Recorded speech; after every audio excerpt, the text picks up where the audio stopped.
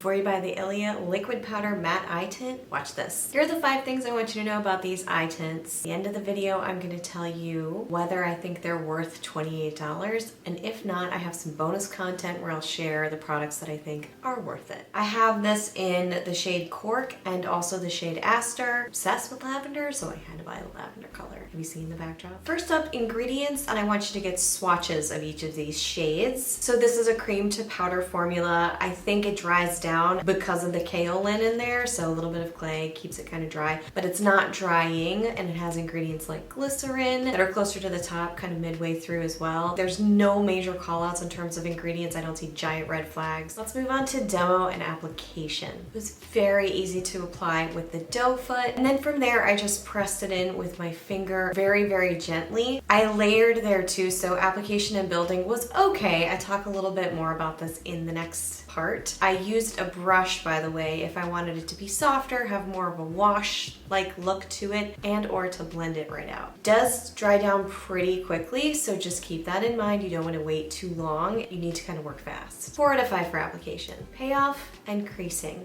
The claim here is that it's supposed to give a wash, which I already kind of talked about, and it's also supposed to give you bold pigment. The Cork built up a little bit easier. It looked very similar to my skin tone at first with one application. When I built it up really nicely. The Aster, when I built it up, it started to shift a little bit, and so you could see a bit of patchiness. It didn't build quite as well as the Cork. I would say it provided a wash and then a little bit closer to bold. If they didn't say bold, then I would be all about it. To me, it just wasn't bold. I don't know. However, I did not see creasing when I was building this up, and within the first hour or so of wear, there was really no creasing. It's not heavy. It's creamy. Then it dries down to a powder, but it's also very lightweight. The payoff, 3 out of 5. And then for creasing, I gave it a 4 out of 5 because it performed pretty nicely there. Does it last or does it evaporate? It was a pretty solid wear test for me. The color, did it fade? The Aster faded a little bit. It looked a tiny bit worse for wear than I wanted it to. The Cork held on pretty well, but it was also closer to my skin color. We're just ILIA matte shadows. Let's zoom in, shall we? There's very, very teeny amounts of creasing. I did put concealer on, which is known to crease on my lids. So that's impressive. Pretty strong wear test here. Back to the review.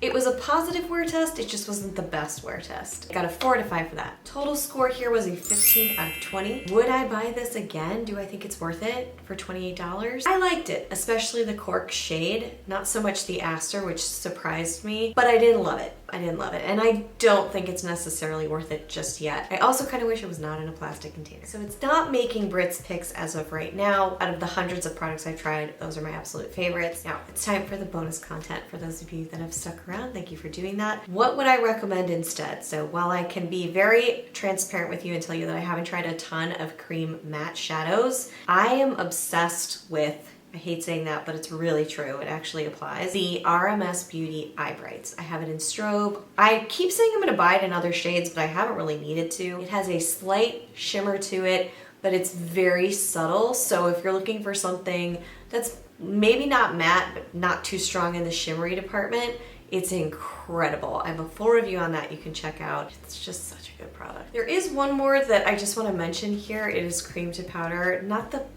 greatest ingredients, but it's the Jones Road Beauty option that I just reviewed a couple of weeks ago. A little bit more on the glittery side, but nothing too disco ball. If you want to keep comparing this review to some other products, stick around and check out the other hundreds of reviews that I have over here. So that's what I think. What do you think about this product? Share in the comments below. I will see you right back here real soon. Until then, bye.